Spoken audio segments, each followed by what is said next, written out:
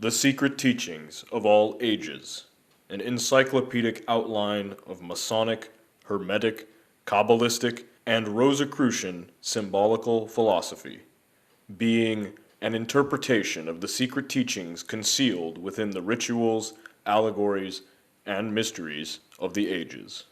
By Manly P. Hall. Preface. Numerous volumes have been written as commentaries upon the secret systems of philosophy existing in the ancient world, but the ageless truths of life, like many of the earth's greatest thinkers, have usually been clothed in shabby garments. The present work is an attempt to supply a tome worthy of those seers and sages whose thoughts are the substance of its pages. To bring about this coalescence of beauty and truth has proved most costly, but I believe that the result will produce an effect upon the mind of the reader which will more than justify the expenditure. Work upon the text of this volume was begun the first day of January 1926, and has continued almost uninterruptedly for over 2 years. The greater part of the research work, however, was carried on prior to the writing of the manuscript. The collection of reference material was begun in 1921, and 3 years later, the plans for the book took definite form. For the sake of clarity, all footnotes were eliminated, the various quotations and references to other authors being embodied in the text in their logical order. The bibliography is appended primarily to assist those interested in selecting for future study the most authoritative and important items dealing with philosophy and symbolism. To make readily accessible the abstruse information contained in the book, an elaborate topical cross-index is included. I make no claim for either the infallibility or the originality of any statement herein contained. I have studied the fragmentary writings of the ancients sufficiently to realize that dogmatic utterances concerning their tenets are worse than foolhardy. Traditionalism is the curse of modern philosophy, particularly that of the European schools. While many of the statements contained in this treatise may appear at first wildly fantastic, I have sincerely endeavored to refrain from haphazard metaphysical speculation, presenting the material as far as possible in the spirit rather than the letter of the original authors. By assuming responsibility only for the mistakes which may appear herein, I hope to escape the accusation of plagiarism, which has been directed against nearly every writer on the subject of mystical philosophy. Having no particular ism of my own to promulgate, I have not attempted to twist the original writings to substantiate preconceived notions, nor have I distorted doctrines in any effort to reconcile the irreconcilable differences present in the various systems of religio-philosophic thought. The entire theory of the book is diametrically opposed to the modern method of thinking, for it is concerned with subjects openly ridiculed by the sophists of the 20th century. Its true purpose is to introduce the mind of the reader to a hypothesis of living wholly beyond the pale of materialistic theology, philosophy, or science. The mass of abstruse material between its covers is not susceptible to perfect organization, but so far as possible, related topics have been grouped together. Rich as the English language is in media of expression, it is curiously lacking in terms suitable to the conveyance of abstract philosophical premises. A certain intuitive grasp of the subtler meanings concealed within groups of inadequate words is necessary, therefore, to an understanding of the ancient mystery teachings. Although the majority of the items in the bibliography are in my own library, I wish to acknowledge gratefully the assistance rendered by the public libraries of San Francisco and Los Angeles, the libraries of the Scottish Rite in San Francisco and Los Angeles, the libraries of the University of California in Berkeley and Los Angeles, the Mechanics Library in San Francisco, and the Crotona Theosophical Library at Ojai, California. Special recognition for their help is also due to the following persons: Mrs. Max Heindel, Mrs. Alice Palmer Henderson, Mr. Ernest Dawson and staff, Mr. John Howell, Mr. Paul Elder, Mr. Philip Watson Hackett, and Mr. John R. Ruckstell. Single books were lent by other persons and organizations, to whom thanks are also given. The matter of translation was the greatest single task in the research work incident to the preparation of this volume. The necessary German translations, which required nearly 3 years, were generously undertaken by Mr. Alfred Berry, who declined all remuneration for his labor. The Latin, Italian, French, and Spanish translations were made by Professor Homer P. Earle. The Hebrew text was edited by Rabbi Jacob M. Alco. Miscellaneous short translations and checking also were done by various individuals. The editorial work was under the supervision of Dr. C. B. Rawlingson, through whose able efforts literary order was often brought out of literary chaos. Special recognition is also due the services rendered by Mr. Robert B. Tummins of the staff of H.S. Crocker Company, Incorporated, to whom were assigned the technical difficulties of fitting the text matter into its allotted space. For much of the literary charm of the work, I am also indebted to Mr. M. M. Saxton, to whom the entire manuscript was first dictated and to whom was also entrusted the preparation of the index. The splendid efforts of Mr. J. Augustus Knapp, the illustrator, have resulted in a series of color plates which add materially to the beauty and completeness of the work. The printing of the book was in the hands of Mr. Frederick E. Keast of H.S. Crocker Company, Incorporated, whose great personal interest in the volume has been manifested by an untiring effort to improve the quality thereof. Through the gracious cooperation of Dr. John Henry Nash, the foremost designer of printing on the American continent, the book appears in a unique and appropriate form, embodying the finest elements of the printer's craft. An increase in the number of plates and also a finer quality of workmanship than was first contemplated have been made possible by Mr. C. E. Benson of the Los Angeles Engraving Company, who entered heart and soul into the production of this volume. The pre-publication sale of this book has been without known precedent. The subscription list for the first edition of 550 copies was closed a year before the manuscript was given to the printer. The second, or King Solomon edition, 550 copies. The third, or Theosophical edition, 200 copies. And the fourth, or Rosicrucian edition, 100 copies, were sold before the finished volume was received from the printer. For so ambitious a production, this constitutes a unique achievement. The credit for this extraordinary sales program belongs to Mrs. Maud F. Gallagher, who had as her ideal not to sell the book in the commercial sense of the word, but to place it in the hands of those particularly interested in the subject matter it contains. Valuable assistance in this respect was also rendered by numerous friends, who had attended my lectures and who, without compensation, undertook and successfully accomplished the distribution of the book. In conclusion, the author wishes to acknowledge gratefully his indebtedness to each one of the hundreds of subscribers through whose advance payments the publication of this folio was made possible. To undertake the enormous expense involved was entirely beyond his individual means, and those who invested in the volume had no assurance of its production and no security other than their faith in the integrity of the writer. I sincerely hope that each reader will profit from the perusal of this book, even as I have profited from the writing of it. The years of labor and thought expended upon it have meant much to me. The research work discovered to me many great truths. The writing of it discovered to me the laws of order and patience. The printing of it discovered to me new wonders of the arts and crafts, and the whole enterprise has discovered to me a multitude of friends whom otherwise I might never have known.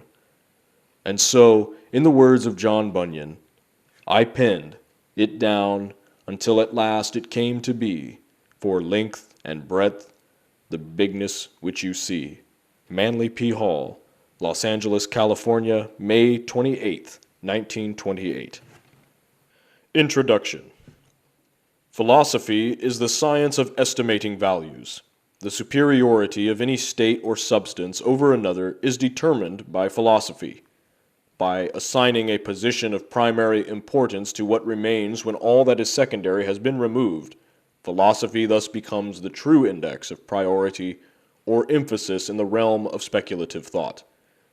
The mission of philosophy, a priori, is to establish the relation of manifested things to their invisible ultimate cause or nature.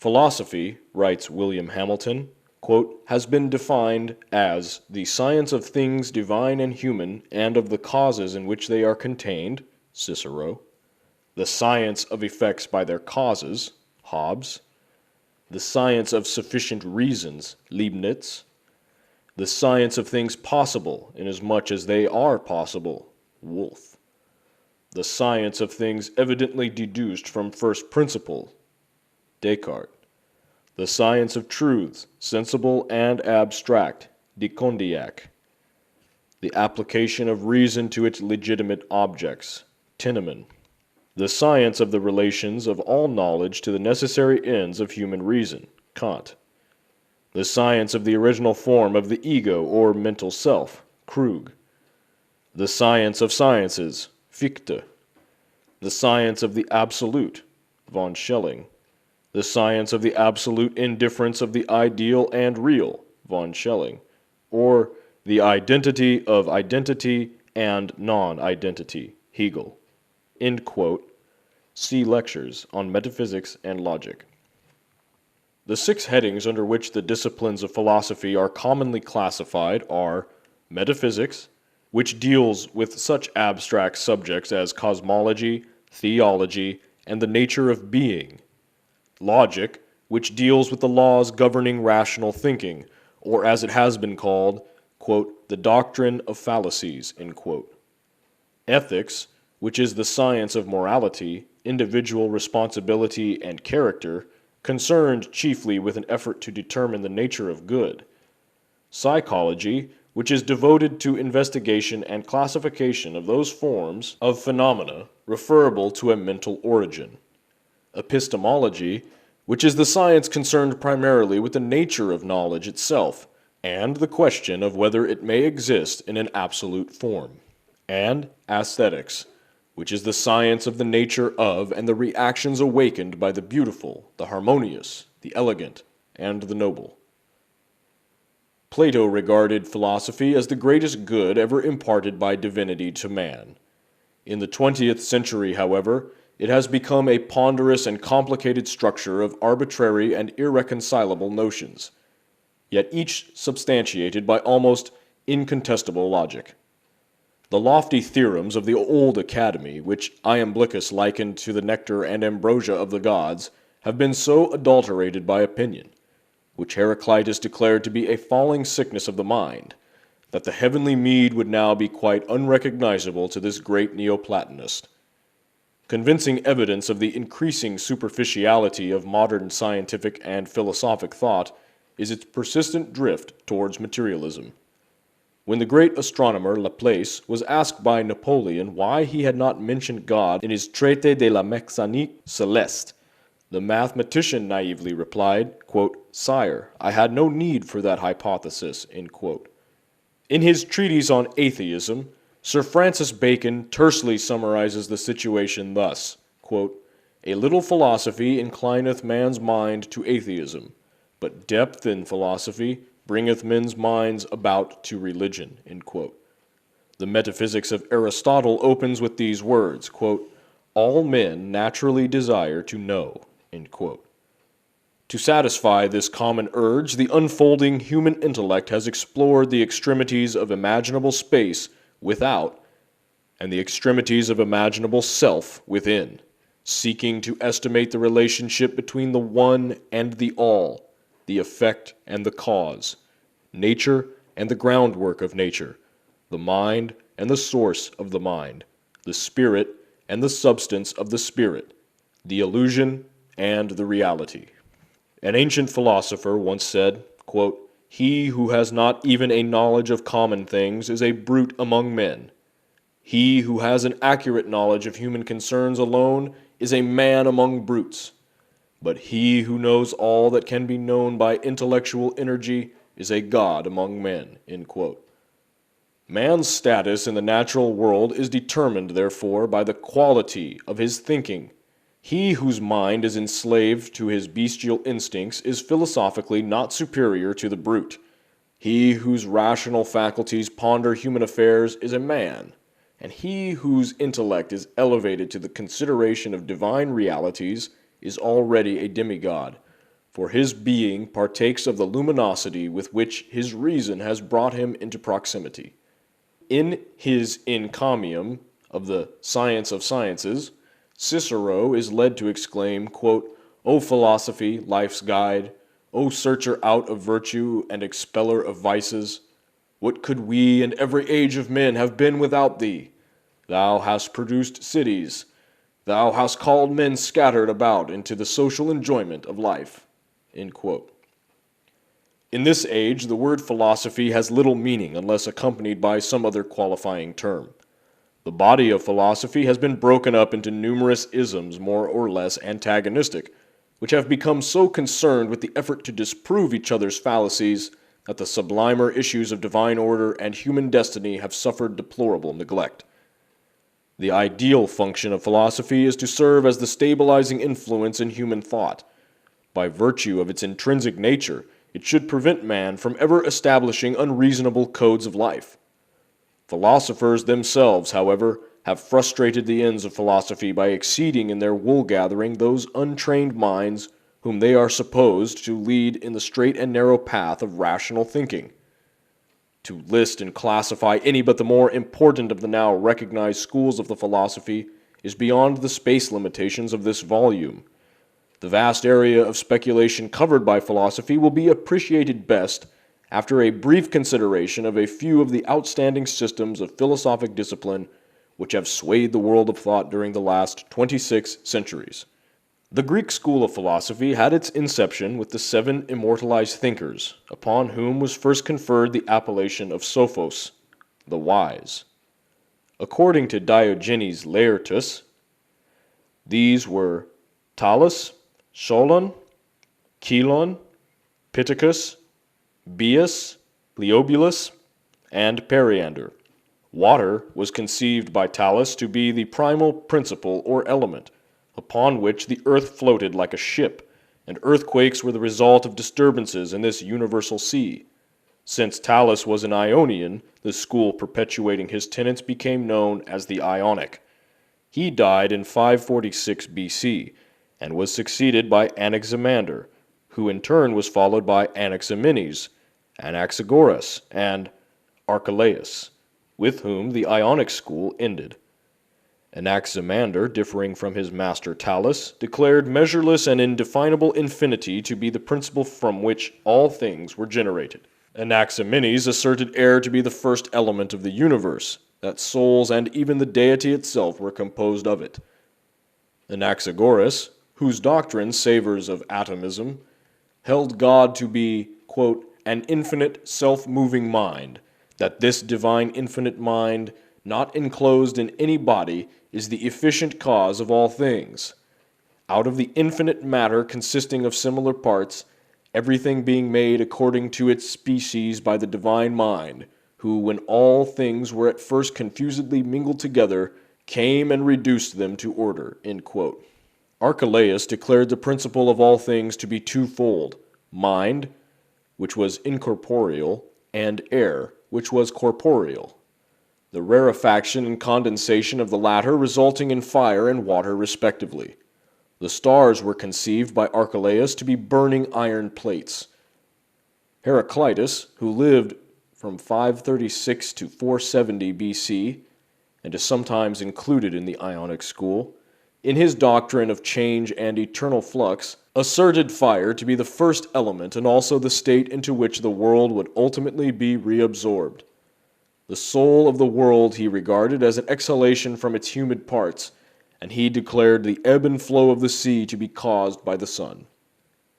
After Pythagoras of Samos, its founder, the Italic or Pythagorean school numbers among its most distinguished representatives Empedocles, Epicharmus, Archytas, Alcmaeon, Hippasus, Philolaus, and Eudoxus. Pythagoras, 580 to 500 BC, conceived mathematics to be the most sacred and exact of all the sciences, and demanded of all who came to him for study a familiarity with arithmetic, music, astronomy, and geometry.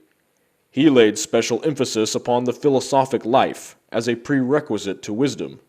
Pythagoras was one of the first teachers to establish a community wherein all the members were of mutual assistance to one another in the common attainment of the higher sciences.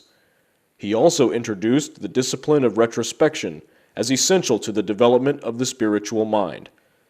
Pythagoreanism may be summarized as a system of metaphysical speculation concerning the relationships between numbers and the causal agencies of existence. This school also first expounded the theory of celestial harmonics, or the music of the spheres.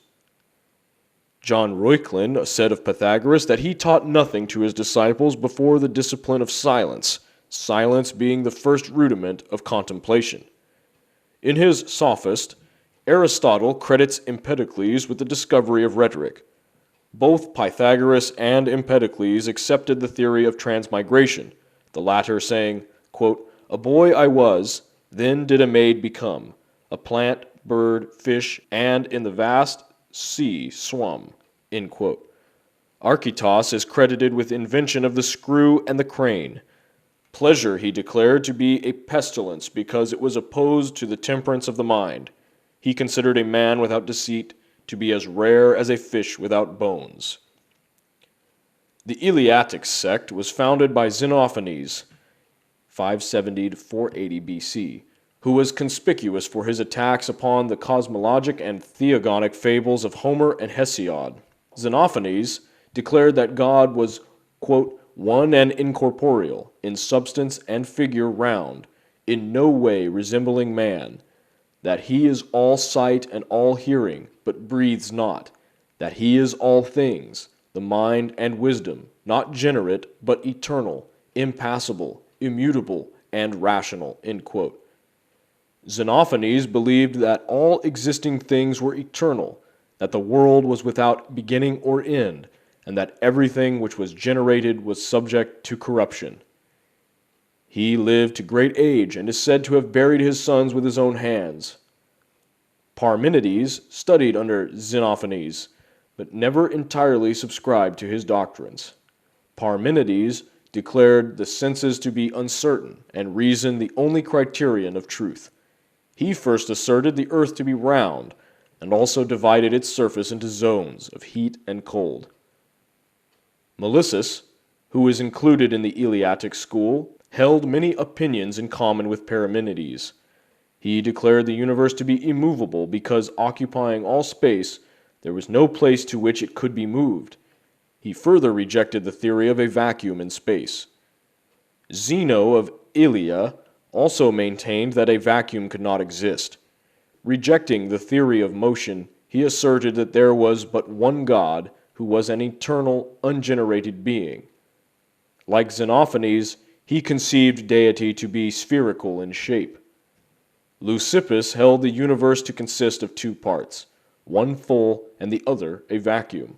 From the infinite, a host of minute fragmentary bodies descended into the vacuum, where, through continual agitation, they organized themselves into spheres of substance. The great Democritus, to a certain degree, enlarged upon the atomic theory of Leucippus. Democritus declared the principles of all things to be twofold, atoms and vacuum. Both, he asserted, are infinite, atoms in number, vacuum in magnitude. Thus, all bodies must be composed of atoms or vacuum. Atoms possessed two properties, form and size, both characterized by infinite variety. The soul Democritus also conceived to be atomic in structure and subject to dissolution with the body. The mind he believed to be composed of spiritual atoms. Aristotle intimates that Democritus obtained his atomic theory from the Pythagorean doctrine of the monad.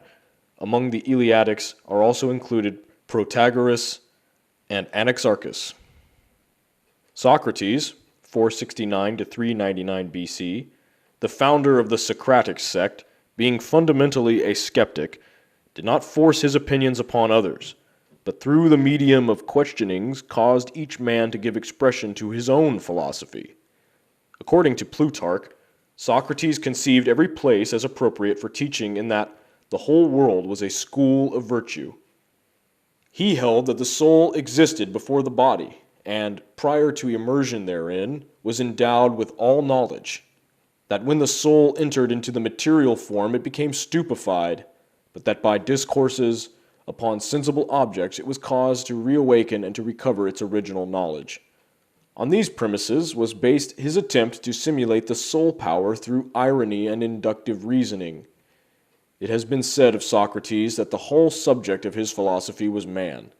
He himself declared philosophy to be the way of true happiness, and its purpose twofold: 1, to contemplate God, and 2, to abstract the soul from corporeal sense. The principles of all things he conceived to be 3 in number: God, matter, and ideas. Of God, he said, quote, "What he is I know not, what he is not I know." End quote. Matter he defined as the subject of generation and corruption. Idea as an incorruptible substance, the intellect of God. Wisdom he considered the sum of the virtues. Among the prominent members of the Socratic sect were Xenophon, Aeschines, Crito, Simon, Glauco, Simmias, and Cebes. Professor Zeller, the great authority on ancient philosophies, has recently declared the writings of Xenophon relating to Socrates to be forgeries. When The Clouds of Aristophanes, a comedy written to ridicule the theories of Socrates, was first presented, the great skeptic himself attended the play. During the performance, which caricatured him seated in a basket high in the air studying the sun, Socrates rose calmly in his seat, the better to enable the Athenian spectators to compare his own unpossessing features with the grotesque mask worn by the actor impersonating him. The Elean sect was founded by Phaedo of Elis, a youth of noble family, who was bought from slavery at the instigation of Socrates, and who became his devoted disciple. Plato so highly admired Phaedo's mentality that he named one of the most famous of his discourses the Phaedo. Phaedo was succeeded in his school by Plisthenes, who in turn was followed by Menedemus. Of the doctrines of the Elean sect little is known. Menedemus is presumed to have been inclined toward the teachings of Stilpo and the Megarian sect. When Menedemus's opinions were demanded, he answered that he was free, thus intimating that most men were enslaved to their opinions. Menedemus was apparently of a somewhat belligerent temperament and often returned from his lectures in a badly bruised condition. The most famous of his propositions is stated thus: "That which is not the same is different from that which it is not the same." This point being admitted, Menedemus continued, "To benefit is not the same as good, therefore good does not benefit." After the time of Menedemus, the Elean sect became known as the Eretrian. Its exponents denounced all negative propositions and all complex and abstruse theories, declaring that only affirmative and simple doctrines could be true. The Megarian sect was founded by Euclid of Megara, not the celebrated mathematician, a great admirer of Socrates. The Athenians passed a law decreeing death to any citizen of Megara found in the city of Athens. Nothing daunted, Euclid donned women's clothing and went at night to study with Socrates. After the cruel death of their teacher, the disciples of Socrates, fearing a similar fate, fled to Megara, where they were entertained with great honor by Euclid. The Megarian school accepted the Socratic doctrine that virtue is wisdom, adding to it the Eleatic concept that goodness is absolute unity and all change an illusion of the senses.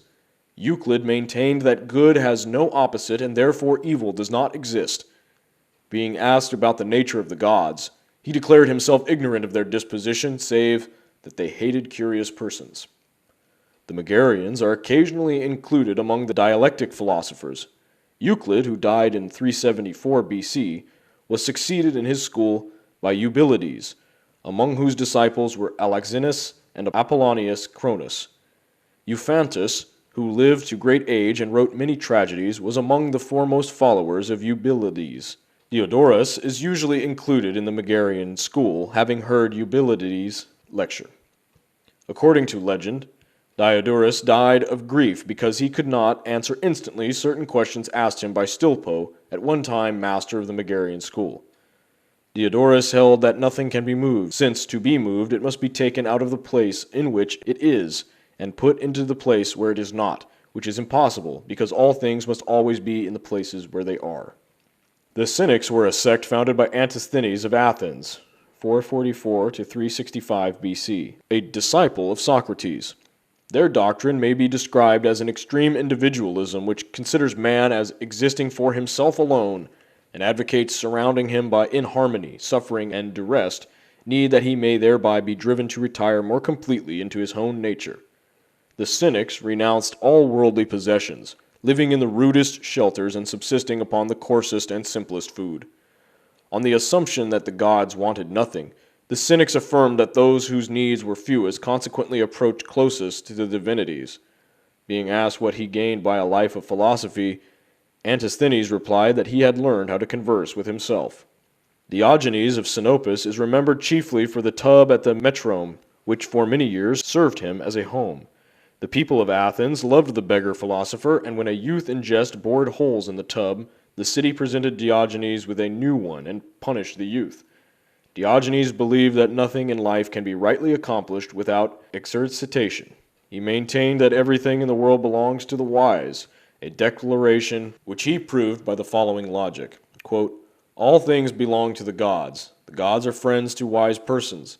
All things are common amongst friends. Therefore, all things belong to the wise." End quote. Among the Cynics are Monimus, Onesicritus, Crates, Metrocles, Hipparchia, who married Crates, Menippus, and Menedemus. The Cyrenaic sect, founded by Aristippus of Cyrene, 435-356 BC, promulgated the doctrine of hedonism. Learning of the fame of Socrates, Aristippus journeyed to Athens and applied himself to the teachings of the great skeptic. Socrates, pained by the voluptuous and mercenary tendencies of Aristippus, vainly labored to reform the young man. Aristippus has the distinction of being consistent in principle and practice, for he lived in perfect harmony with his philosophy, that the quest of pleasure was the chief purpose of life. The doctrines of the Cyrenaics may be summarized thus. All that is actually known concerning any object or condition is the feeling which it awakens in man's own nature.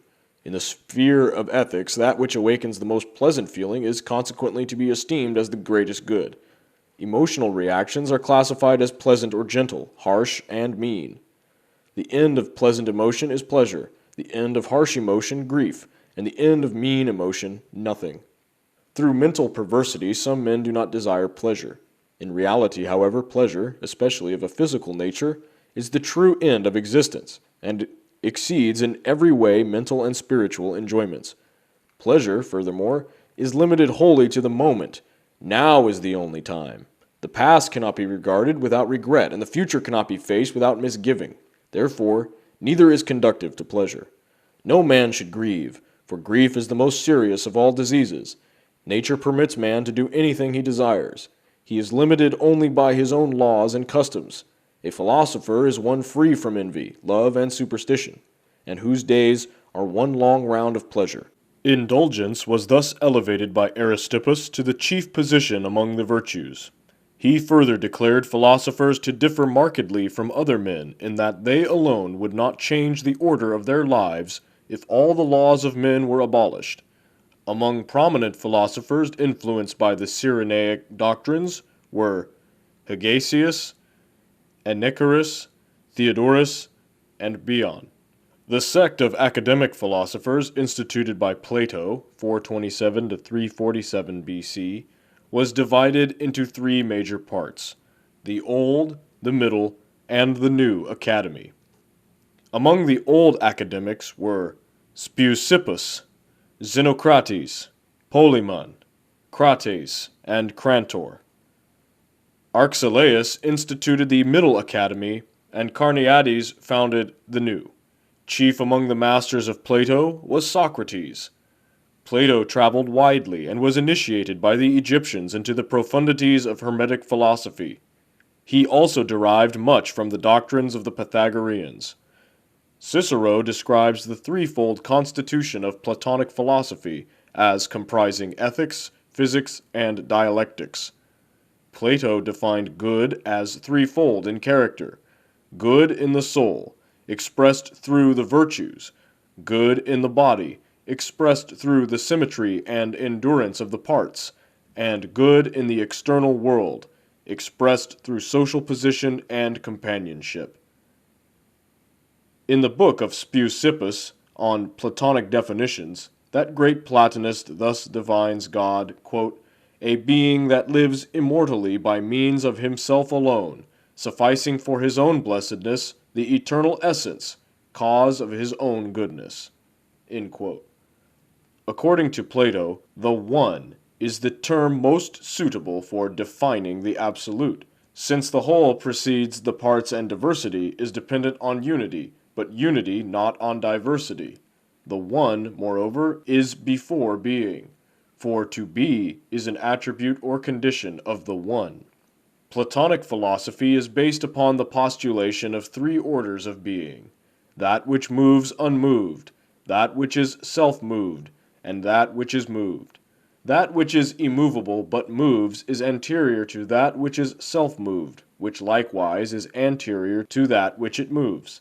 That in which motion is inherent cannot be separated from its motive power. It is therefore incapable of dissolution. Of such nature are the immortals. That which has motion imparted to it from another can be separated from the source of its animating principle. It is therefore subject to dissolution. Of such nature are mortal beings. Superior to both the mortal and the immortals is that condition which continually moves yet itself is unmoved. To this constitution the power of abundance is inherent.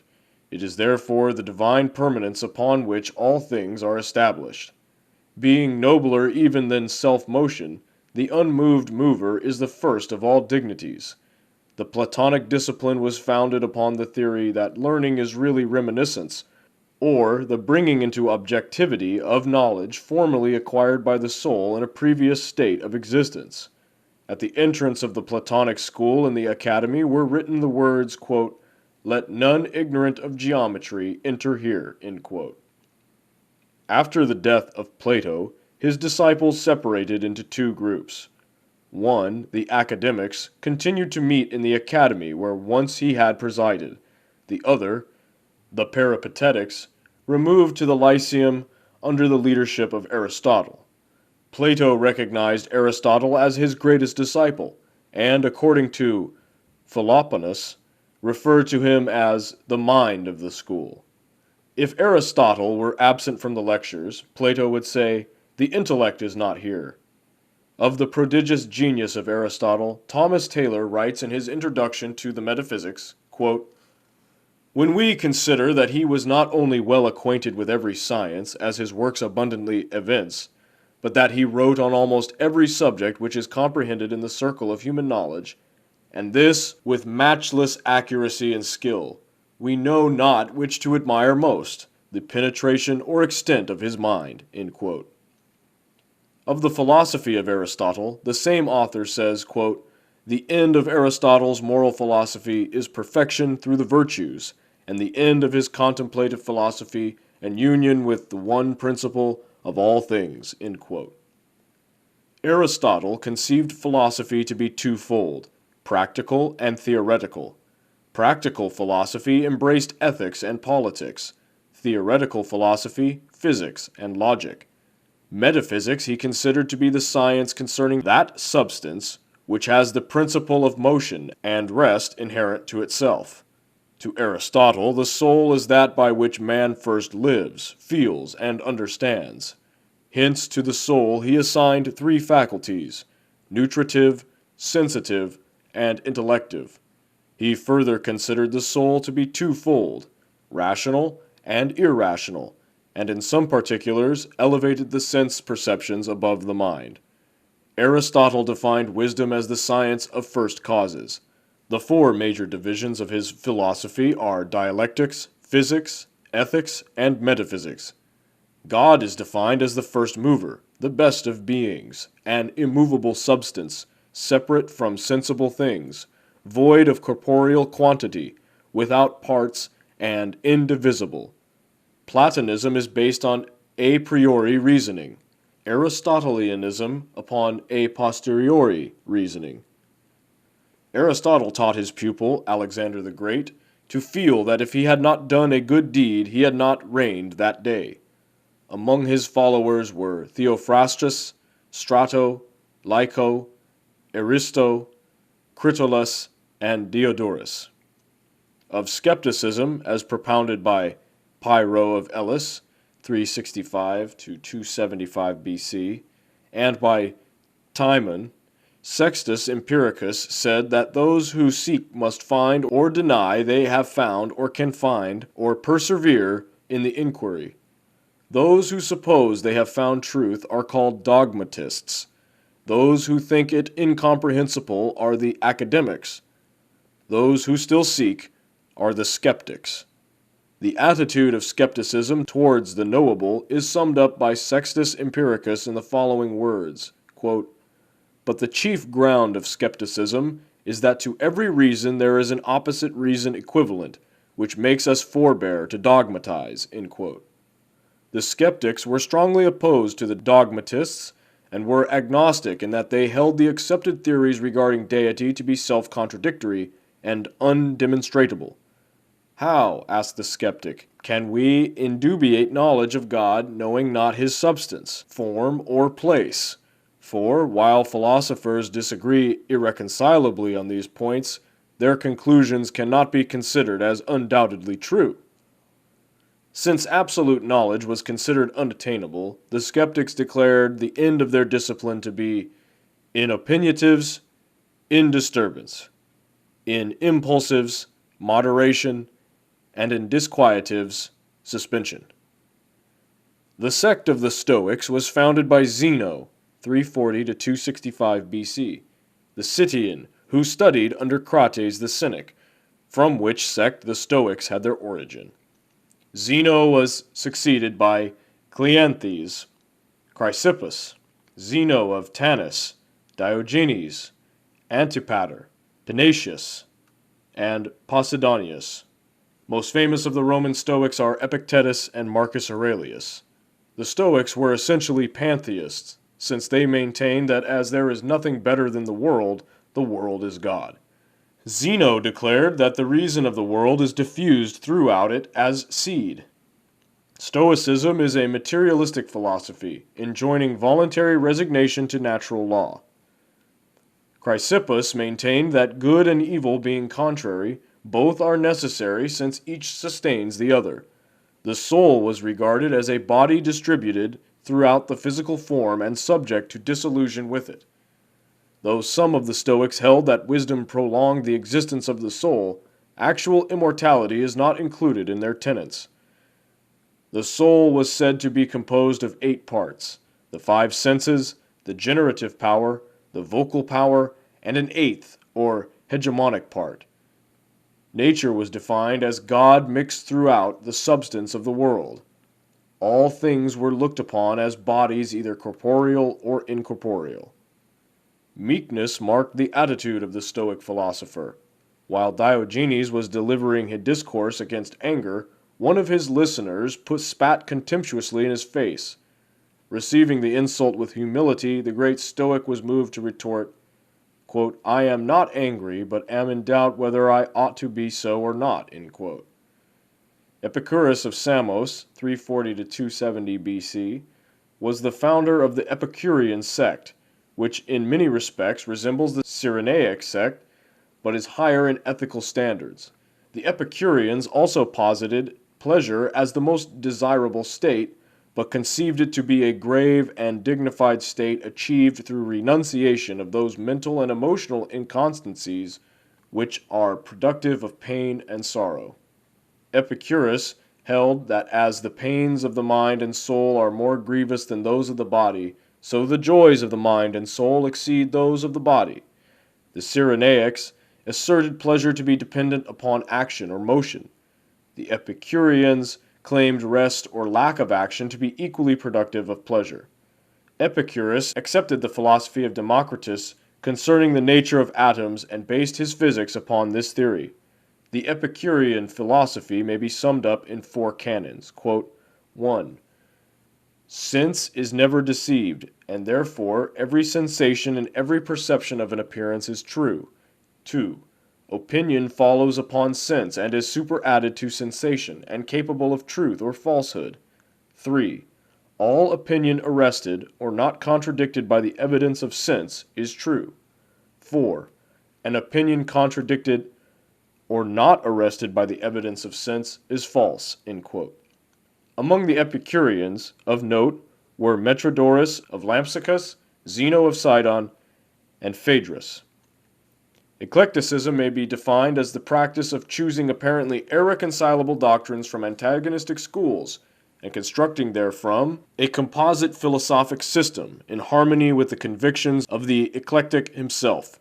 Eclecticism can scarcely be considered philosophically or logically sound, for as individual schools arrive at their conclusions by different methods of reasoning, so the philosophic product of fragments from these schools must necessarily be built upon the foundation of conflicting premises.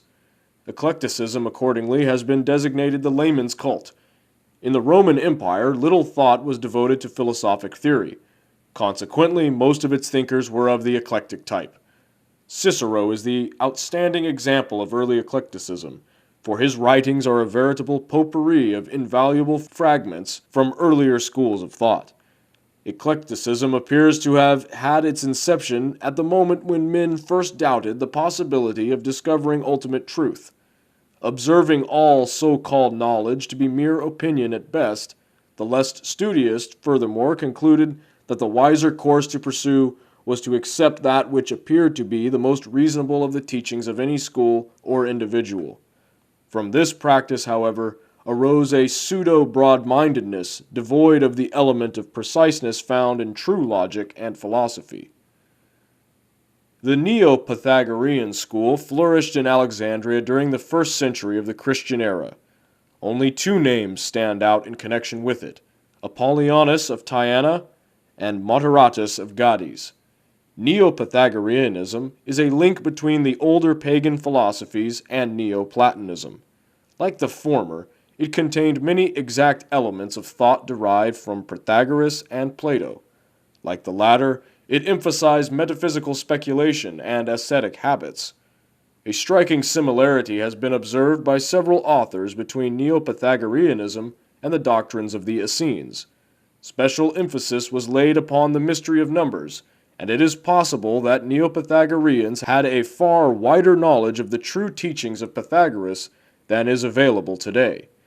Even in the 1st century, Pythagoras was regarded more as a god than a man, and the revival of his philosophy was resorted to, apparently, in the hope that his name would stimulate interest in the deeper systems of learning. But Greek philosophy had passed the zenith of its splendor. The mass of humanity was awakening to the importance of physical life and physical phenomena. The emphasis upon earthly affairs which began to assert itself later reached maturity of expression in 20th century materialism and commercialism, even though Neoplatonism was to intervene in many centuries past before this emphasis took definite form. Although Ammonius Saccas was long believed to be the founder of the Neoplatonism, the school had its true beginning in Plotinus, AD 204 to 269. Prominent among the Neoplatonists of Alexandria, Syria, Rome, and Athens, Porphyry, Iamblichus, Sallustius, the Emperor Julian, Plutarch, and Proclus. Neoplatonism was the supreme effort of decadent pagandom to publish and thus preserve for posterity its secret or unwritten doctrine. In its teachings, ancient idealism found its most perfect expression. Neoplatonism was concerned almost exclusively with the problems of higher metaphysics. It recognized the existence of a secret and all-important doctrine which from the time of the earliest civilizations had been concealed within the rituals, symbols, and allegories of religions and philosophies. To the mind unacquainted with its fundamental tenets, Neoplatonism may appear to be a mass of speculations interspersed with extravagant flights of fancy. Such a viewpoint, however, ignores the institutions of the mysteries, those secret schools into whose profundities of idealism nearly all of the first philosophers of antiquity were initiated. When the physical body of pagan thought collapsed, an attempt was made to resurrect the form by instilling new life into it by the unveiling of its mystical truths. This effort apparently was barren of results. Despite the antagonism, however, between pristine Christianity and Neoplatonism, many basic tenets of the latter were accepted by the former and woven into the fabric of patristic philosophy. Briefly described, Neoplatonism is a philosophic code which conceives every physical or concrete body of doctrine to be merely the shell of a spiritual verity which may be discovered through meditation and certain exercises of a mystic nature. In comparison to the esoteric spiritual truths which they contain, the corporeal bodies of religion and philosophy were considered relatively of little value. Likewise, no emphasis was placed upon the material sciences. The term patristic is employed to designate the philosophy of the fathers of the early Christian Church. Patristic philosophy is divided into two general epochs, ante-Nicene and post-Nicene. The ante-Nicene period, in the main, was devoted to attacks upon paganism and to apologies and defenses of Christianity. The entire structure of pagan philosophy was assailed and the dictates of faith elevated above those of reason. In some instances, efforts were made to reconcile the evident truths of paganism with Christian revelation. Eminent among the ante-Nicene fathers were Saint Irenaeus, Clement of Alexandria, and Justin Martyr. In the post-Nicene period, more emphasis was placed upon the unfoldment of Christian philosophy along Platonic and Neoplatonic lines, resulting in the appearance of many strange documents of a lengthy, rambling, and ambiguous nature, nearly all of which were philosophically unsound. The post-Nicene philosophers included Athanasius, Gregory of Nyssa, and Cyril of Alexandria. The patristic school is notable for its emphasis upon the supremacy of man throughout the universe. Man was conceived to be a separate and divine creation, the crowning achievement of deity, and an exception to the suzerainty of natural law. To the patristics, it was inconceivable that there should ever exist another creature so noble, so fortunate, or so able as man, for whose sole benefit and edification all the kingdoms of nature were primarily created. Patristic philosophy culminated in Augustinianism, which may best be defined as Christian Platonism.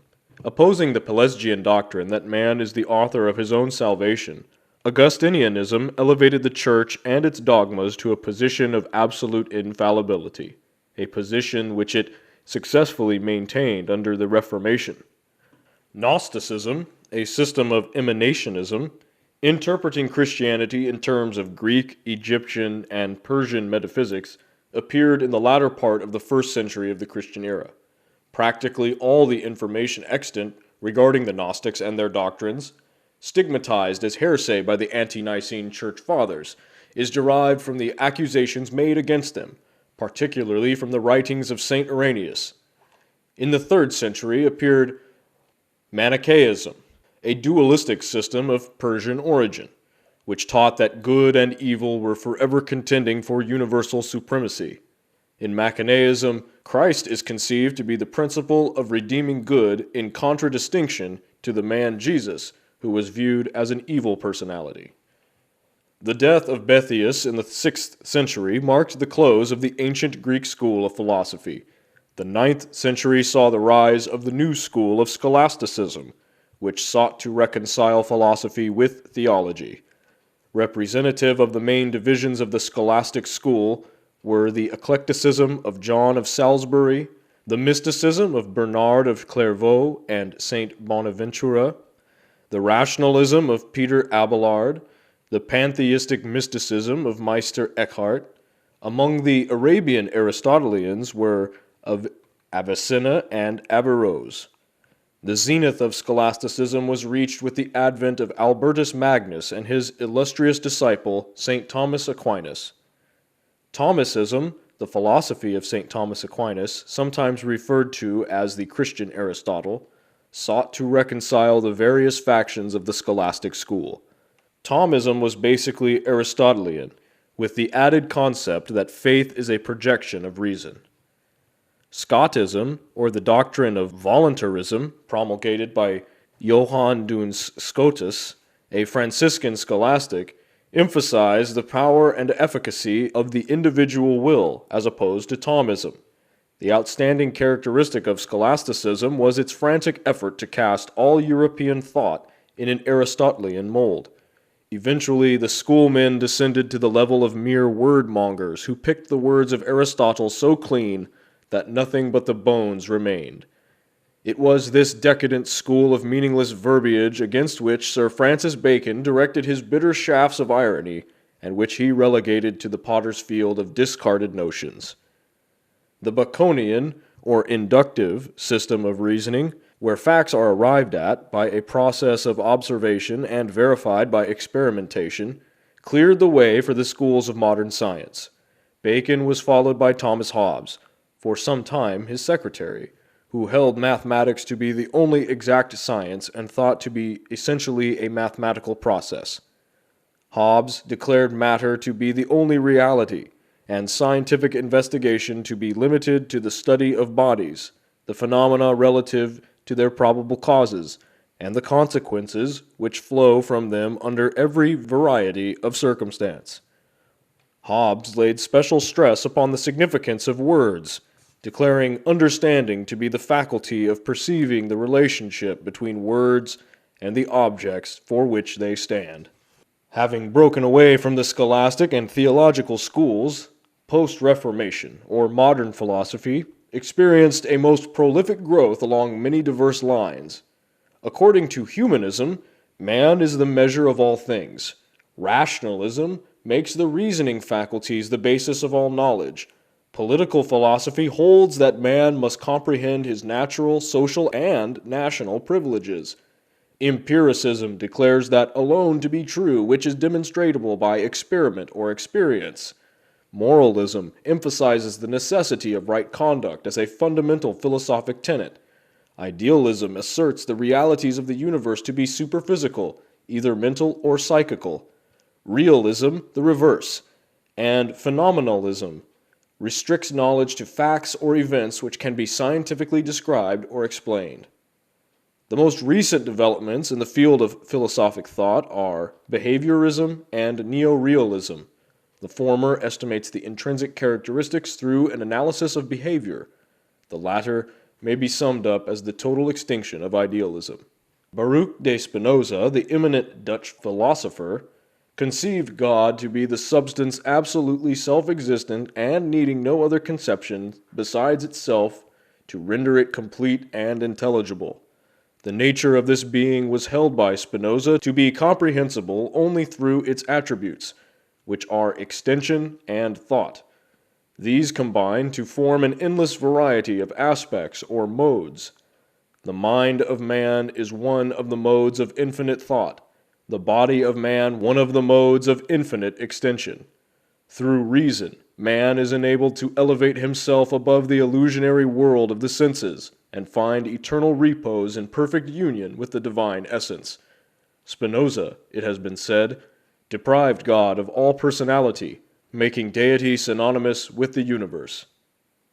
German philosophy had its inception with Gottfried Wilhelm von Leibniz, whose theories are permeated with the qualities of optimism and idealism. Leibniz's criteria of sufficient reason revealed to him the insufficiency of Descartes' theory of extension, and he therefore concluded that substance itself contained an inherent power in the form of an incalculable number of separate and all-sufficient units. Matter reduced to its ultimate particles ceases to exist as a substantial body, being resolved into a mass of immaterial ideas or metaphysical units of power, to which Leibniz applied the term monad. Thus, the universe is composed of an infinite number of separate monadic entities unfolding spontaneously through the objectification of innate active qualities. All things are conceived as consisting of single monads of varying magnitudes, or of aggregations of these bodies, which may exist as physical, emotional, mental, or spiritual substances. God is the first and greatest monad. The spirit of man is an awakened monad in contradistinction to the lower kingdoms, whose governing monadic powers are in a semi-dormant state. Though a product of the Leibnizian Wolffian school, Immanuel Kant, like Locke, dedicated himself to investigation of the powers and limits of human understanding. The result was his critical philosophy, embracing the critique of pure reason, the critique of practical reason, and the critique of judgment. Dr. W. J. Durant sums up Kant's philosophy in the concise statement that he rescued mind from matter.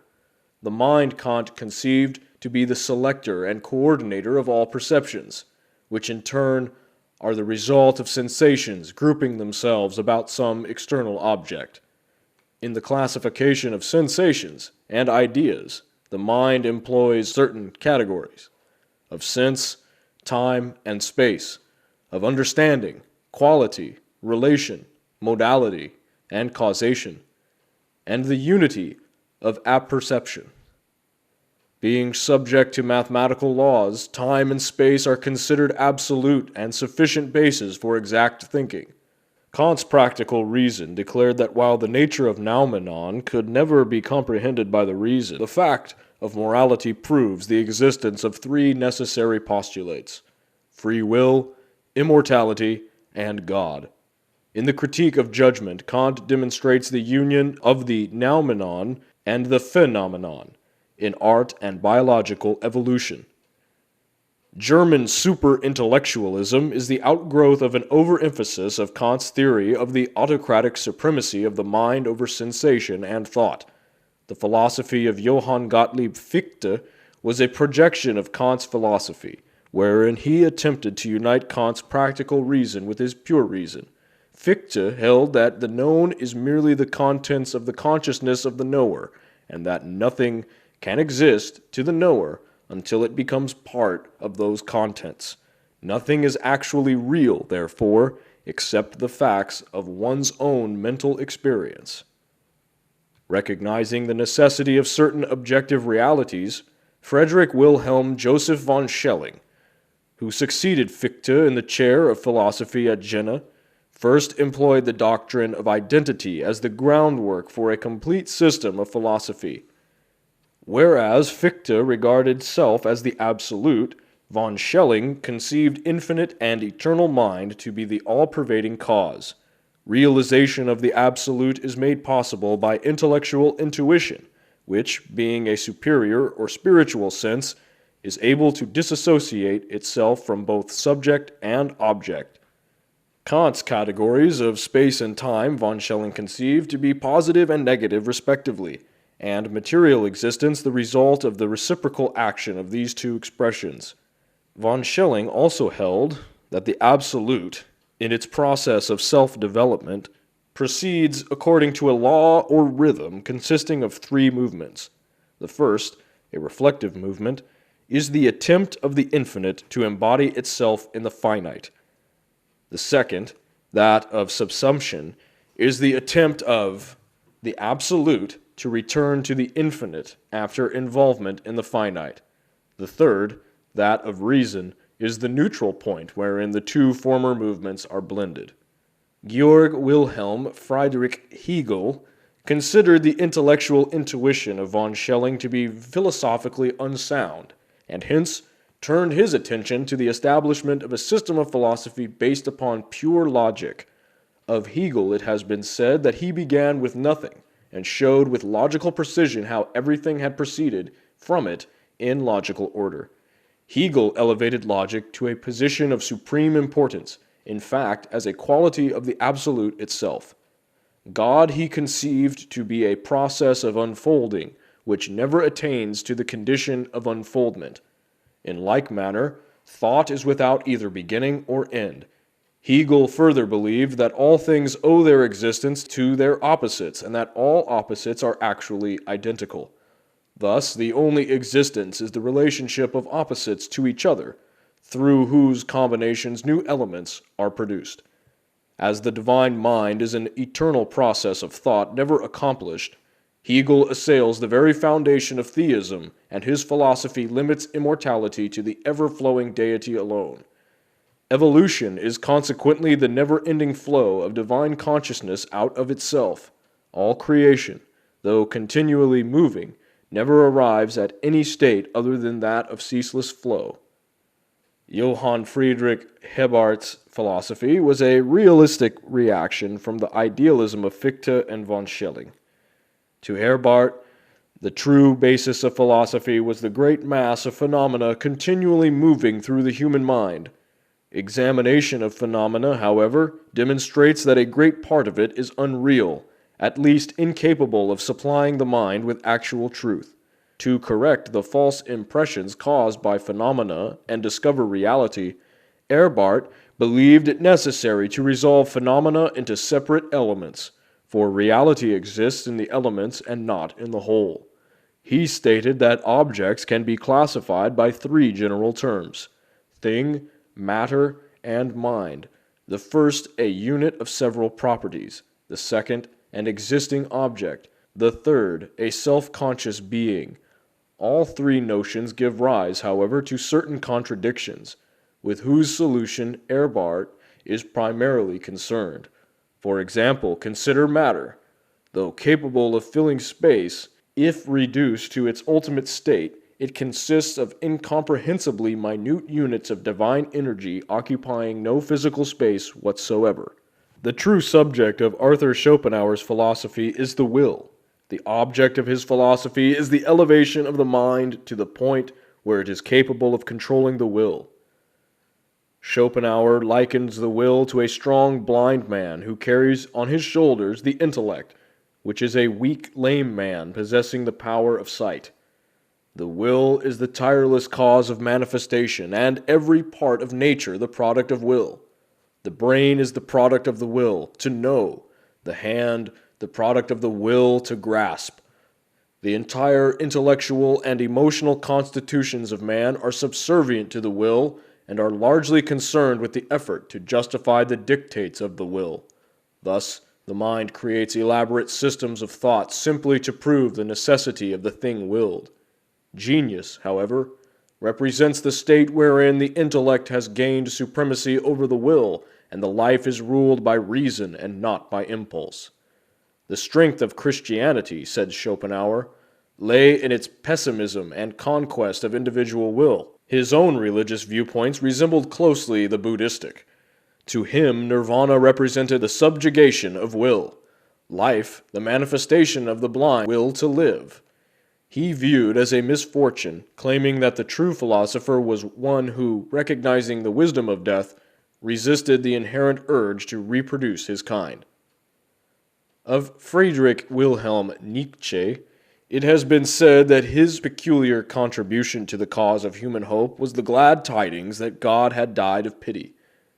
The outstanding features of Nietzsche's philosophy are his doctrine of eternal recurrence and the extreme emphasis placed by him upon the will to power, a projection of Schopenhauer's will to live.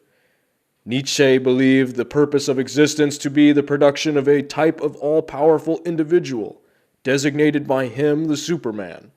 This Superman was the product of careful culturing, for if not separated forcibly from the mass and consecrated to the production of power, the individual would sink back to the level of the deadly mediocre.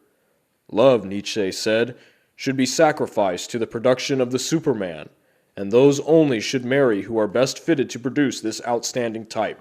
Nietzsche also believed in the rule of the aristocracy, both blood and breeding being essential to the establishment of this superior type. Nietzsche's doctrine did not liberate the masses. It rather placed over them supermen for whom their inferior brothers and sisters should be perfectly reconciled to die. Ethically and politically, the Superman was a law unto himself. To those who understand the true meaning of power to be virtue, self-control, and truth, the ideality behind Nietzsche's theory is apparent. To the superficial, however, it is a philosophy heartless and calculating, concerned solely with the survival of the fittest.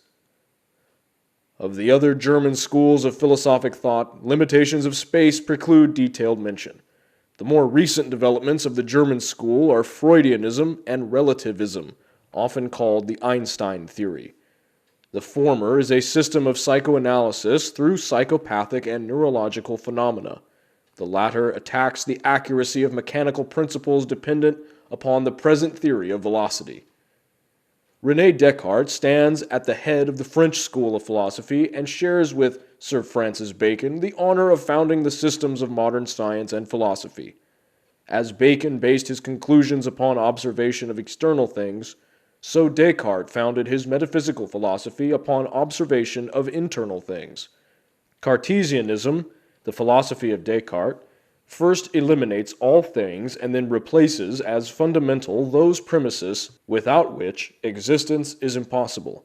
Descartes defined an idea as that which fills the mind when we conceive a thing. The truth of an idea must be determined by the criteria of clarity and distinctness. Hence, Descartes held that a clear and distinct idea must be true. Descartes has the distinction also of evolving his own philosophy without recourse to authority.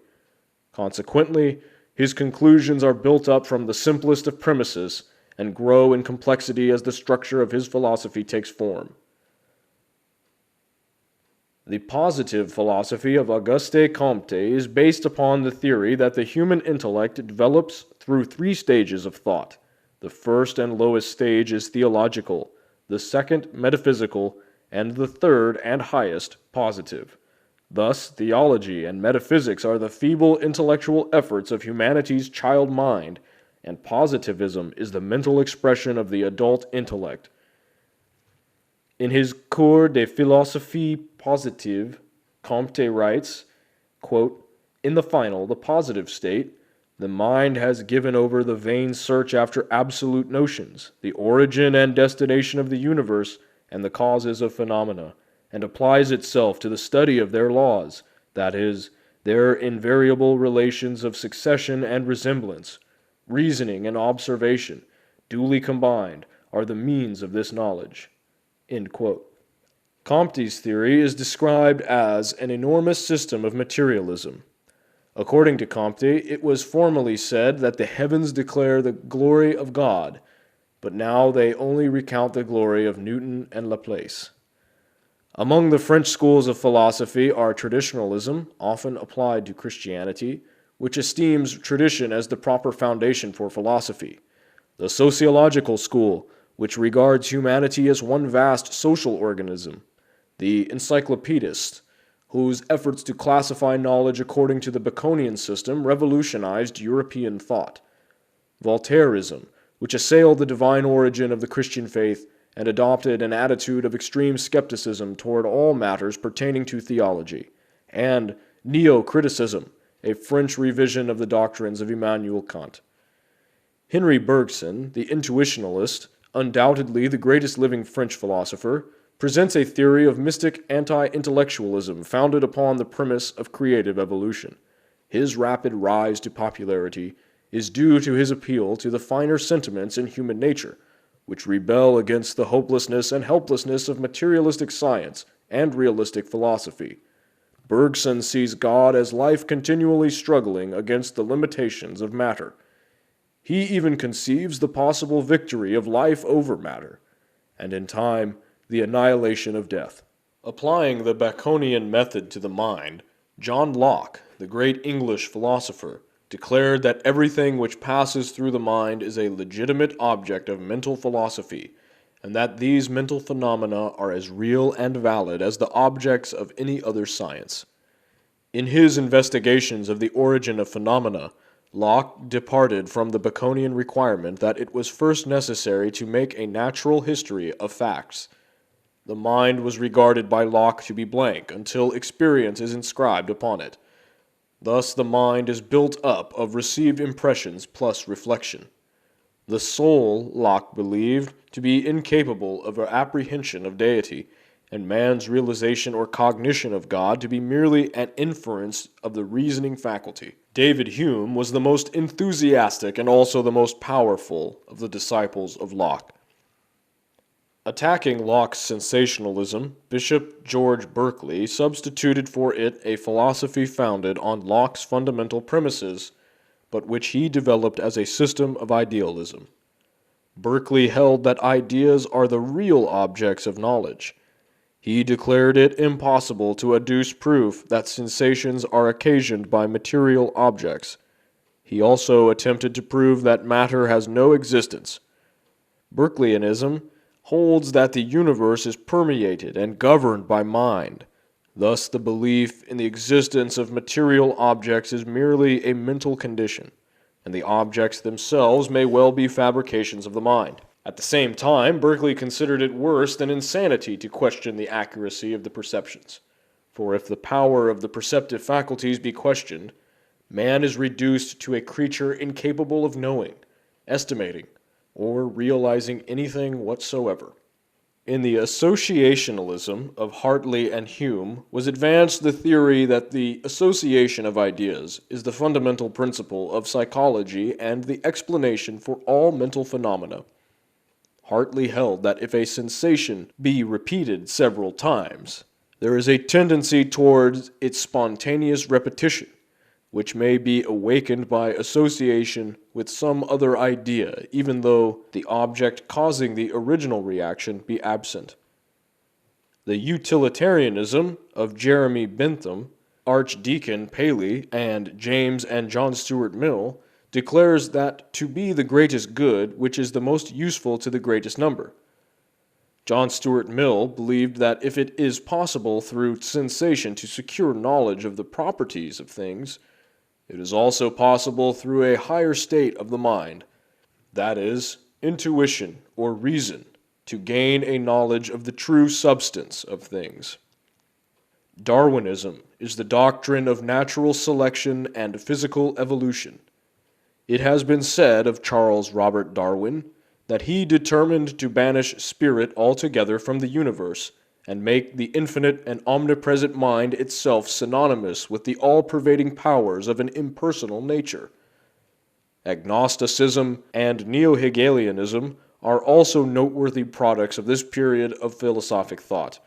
The former is the belief that the nature of ultimates is unknowable, the latter an English and American revival of Hegel's idealism. Dr. W. J. Durant declares that Herbert Spencer's great work, First Principles, made him almost at once the most famous philosopher of his time.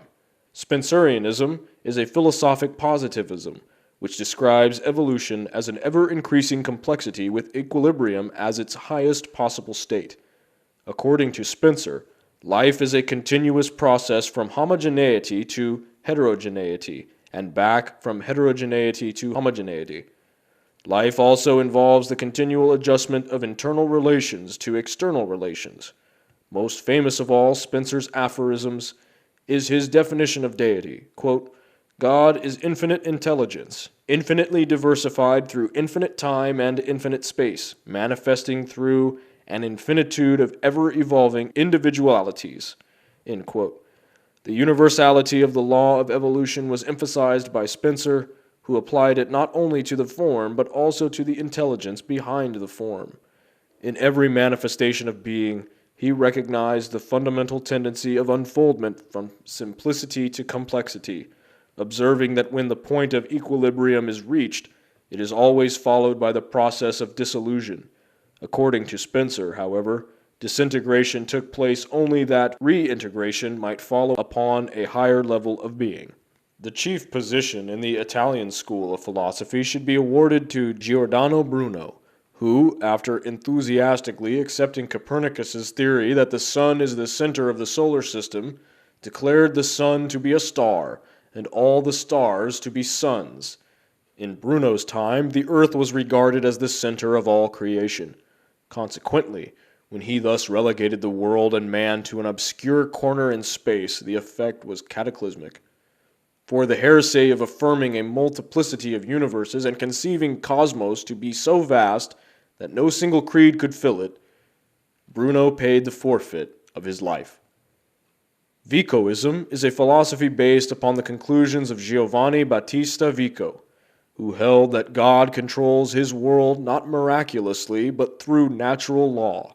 The laws by which men rule themselves, Vico declared, issue from a spiritual source within mankind which is in rapport with the law of the deity. Hence, material law is of divine origin and reflects the dictates of the spiritual Father.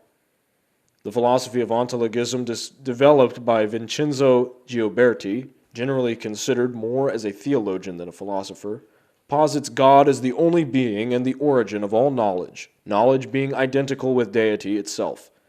God is consequently called being. All other manifestations are existences. Truth is to be discovered through reflection upon this mystery. The most important of modern Italian philosophers is Benedetto Croce, a Hegelian idealist. Croce conceives ideas to be the only reality. He is anti-theological in his viewpoints, does not believe in the immortality of the soul, and seeks to substitute ethics and aesthetics for religion. Among other branches of Italian philosophy should be mentioned sensism, sensationalism, which posits the sense perceptions as the sole channels for the reception of knowledge, criticism, or the philosophy of accurate judgment, and neo-scholasticism, which is a revival of Thomism encouraged by the Roman Catholic Church. The two outstanding schools of American philosophy are transcendentalism and pragmatism. Transcendentalism, exemplified in the writings of Ralph Waldo Emerson, emphasizes the power of the transcendental over the physical. Many of Emerson's writings show pronounced Oriental influence, particularly his essays on the oversoul and the law of compensation. The theory of pragmatism, while not original with Professor William James, owes its widespread popularity as a philosophic tenet to his efforts. Pragmatism may be defined as the doctrine that the meaning and true nature of things are to be discovered from consideration of their consequences. The true, according to James, quote, is only an expedient in the way of our thinking, just as the right is only an expedient in the way of our behaving, end quote. See his pragmatism. John Dewey, the instrumentalist, who applies the experimental attitude to all the aims of his life, should be considered a commentator of James. To Dewey, growth and change are limitless and no ultimates are postulated. The long residence in America of George Santayana warrants the listing of this great Spaniard among the ranks of American philosophers. Defending himself with the shield of skepticism alike from the illusions of the senses and the cumulative errors of the ages, Santayana seeks to lead mankind into a more apprehending state denominated by him the life of reason.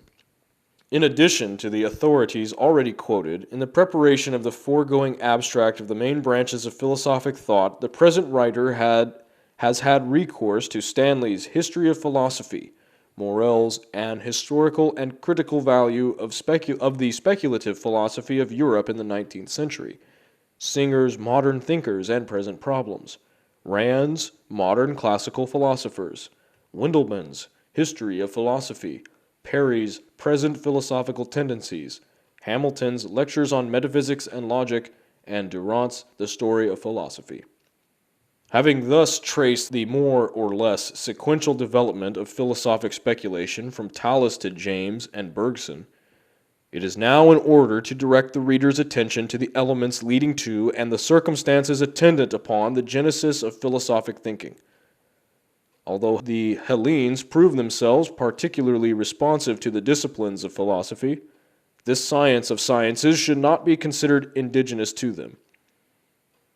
Although some of the Grecians, writes Thomas Stanley, quote, have challenged to their nation the original of philosophy, yet the more learned of them have acknowledged it to be derived from the East, end quote. The magnificent institutions of Hindu, Chaldean, and Egyptian learning must be recognized as the actual source of Greek wisdom. The last was patterned after the shadow cast by the sanctuaries of Ellora, Ur, and Memphis upon the thought substance of a primitive people. Thales, Pythagoras, and Plato in their philosophic wanderings contacted many distant cults and brought back the lore of Egypt and the inscrutable Orient. From indisputable facts such as these, it is evident that philosophy emerged from the religious mysteries of antiquity, not being separated from religion until after the decay of the mysteries. Hence, He who would fathom the depths of philosophic thought must familiarize himself with the teachings of those initiated priests designated as the first custodians of divine revelation. The mysteries claimed to be the guardians of a transcendental knowledge so profound as to be incomprehensible, save to the most exalted intellect, and so potent as to be revealed with safety only to those in whom personal ambition was dead, and who had consecrated their lives to the unselfish service of humanity. Both the dignity of these sacred institutions and the validity of their claim to possession of universal wisdom are attested by the most illustrious philosophers of antiquity, who were themselves initiated into the profundities of the secret doctrine and who bore witness to its efficacy. The question may legitimately be propounded: if these ancient mystical institutions were of such great pith and moment, why is so little information now available concerning them and the arcana they claim to possess? The answer is simple enough. The mysteries were secret societies, binding their initiates to inviolable secrecy and avenging with death the betrayal of their sacred trusts. Although these schools were the true inspiration of the various doctrines promulgated by the ancient philosophers, the fountainhead of those doctrines was never revealed to the profane. Furthermore, in the lapse of time, the teachings became so inextricably linked with the names of their disseminators that the actual but recondite source, the mysteries, came to be wholly ignored. Symbolism is the language of the mysteries. In fact, it is the language not only of mysticism and philosophy, but of all nature. For every law and power active in universal procedure is manifested to the limited sense perceptions of man through the medium of symbol. Every form existing in the diversified sphere of being is symbolic of the divine activity by which it is produced. By symbols, men have ever sought to communicate to each other those thoughts which transcend the limitations of language. Rejecting man-conceived dialects as inadequate and unworthy to perpetuate divine ideas, the mysteries thus chose symbolism as a far more ingenious and ideal method of preserving their transcendental knowledge.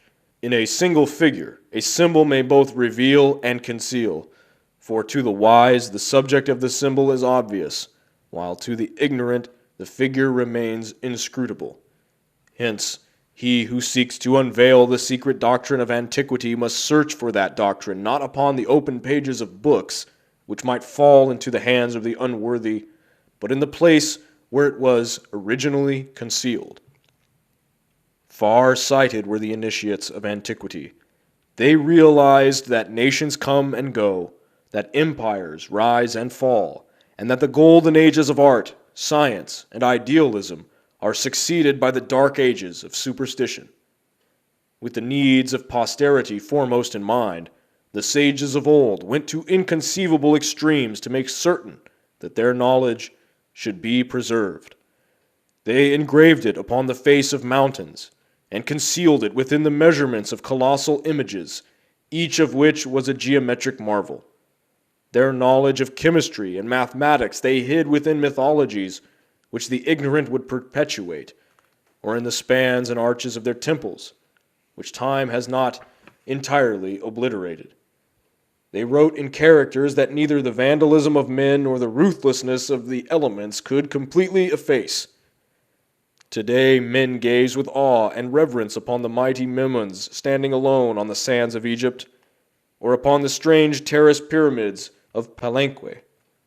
Mute testimonies these are of the lost arts and sciences of antiquity, and concealed this wisdom must remain until this race has learned to read the universal language, symbolism.